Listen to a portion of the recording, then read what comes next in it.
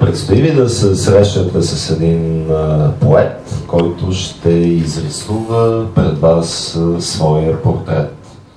Някакво сюжетно мислене, първо виждам някакъв сюжет, който след това се опитвам да запълня с някакви неща. Ползвам автобиографичните неща като някакъв пълнеж, който да го направи да изглежда по-естетично. Има някакъв баланс. Фотографията тя си някакво такова нещо, дето действа много отпускащо, примерно да излезеш един час да поснимаш някакви непознати хора по улицата. Точно просто човек като се настрои на тази вълна и постоянно, в смисъл това е някакво такова постоянно състояние, в което не знам, в смисъл, примерно някаква реплика просто може да ме кара да напишеш нещо. Дошло ми е така и съм го написал. Аз като си гледам сега тази книга, особено първата част, си казвам на Господи колко съм патетичен, но в крайна сметка така ми е дошло, така съм го написал. Естествено след това много съм го редактирал. Четене през пръстите. Писането изисква много изхвърляне на хартия, за съжаление, естествено разделно. Цялата тази неуреденост, хората са постоянно изнервени, постоянно искат да се карат взаимно. Нашето поколение трябва да промени това нещо, защото ако продължават така, всички са побъркани, усещаме как в някакви моменти и на нас не идва да почнем да го правим и го правим. Някой ти се намръщи, ти започваш такъв също, че всеки дава къл. И в крайна сметка дори да си мисля по някакви начини, че може да се оправи по някакъв начин, е по-добре да не говоря за това. Единственото, което искам да правя е да пиша не думи, а стомашните сокове на реалността върху белия лист, който яко смърди. Някой поет ще каже, че това не е поема. Това не е поема и никога няма да бъде. Това е прекалено замърсено с действително. Това не е опит за поезия, това е очистителна практика преди създаване на поезия. Това не е поезия, това е необходимост от изричане. Това е онова състояние, в което така се препълни с отчаяние и гняв, че те сами потичат и не ги спираш. Тази книга е изцяло любовна и в същото време изцяло гневна. Прекъснах го преди да ви кажа, че третата част е социалната част. Само че тази социална част, за която той говори, всъщност е любовна. Защо? Защото не можеш да имаш отношение толкова заявено, декларативно към това, което се случва в България и това да не е любов.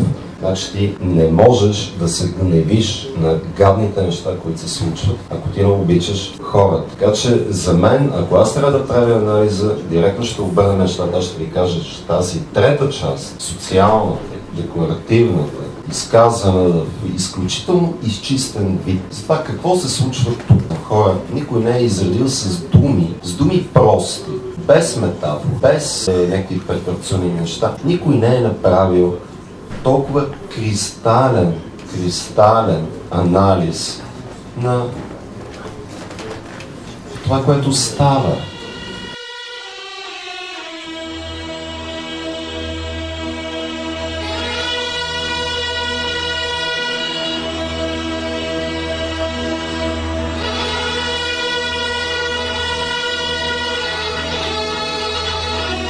И когато мислиш, че нещата са зле, това е два пъти по-лесно от това да кажеш, че са зле. И затова хората са толкова нервни, защото всеки е сам сада си, със съществуването си, защото очите са затворени пред ада на другия, защото не разбират, че когато другият ад стане по-малко ад, твой ад също става по-малко ад. А България над всички адове и това положение е най-големият ад от всичките. Това е тоталният ад, това е апокалиптична картина. Това е по-трагично от древногръцка пиеса, по-меланхолично от всички бусове на земята. Това е голямо ад, последно от голямо дър.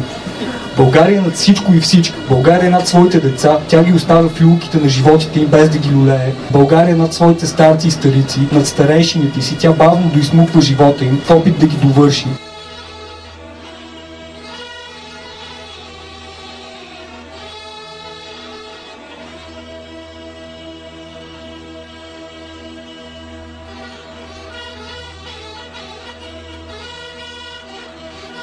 България е над революционерите си, макар и постоянно да говори за тях. Бяло, зелено, червено, Левски, Ботев, Раковски. Те не са само мъртви, те са превърнати в пионки, в кукли, те са неми в устите им, слагат чужди реплики. България е над всичко, България е над културата, тя е над писателите си. Тя взима мъртвите писатели и ги величае, конструира образи си чрез тях, а онези, които още не са мъртви, се опитват да умъртви чрез безразличие. Тя е над театъра, тя не влиза в театъра, освен когато театърът не е по телевизията, за да покаже, че е там и всички да вият там: о, България! България е над музиката, защото не е ли музиката призвание и забавление, не е ли истинското заплащане на музикантите самият акт на свирене, не е ли това просто игра, не са ли те просто деца, щом не могат да си намерят истинска работа, да станат банкери, чиновници, касиери, адвокати. България е над всичко, тя е над киното. Българските филми са излишен разход, като останалата култура, казва тя, и си тръгва България от киносалона. България, ти си над всичко, ти си над науката, над университетите. Ти никога не казваш открито, че те ти пречат. България, за какво си ти овчари, когато в последните години се опитваш да произвеждаш главно добитък? Отговори си, България.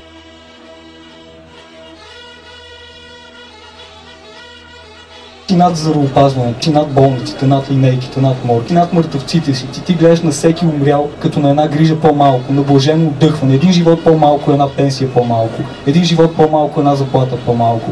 Но един живот по-малко, една България по-малко. България, ти си над всичко, ти си над Европа, над земята. Ти си балон, който щастливо се носи из въздуха. Ти си една PR проекция, един виртуален образ, лишен от съдържание. Затова няма България, защото България е над всичко. Тя е над всеки един гражданин от народа си, над всички.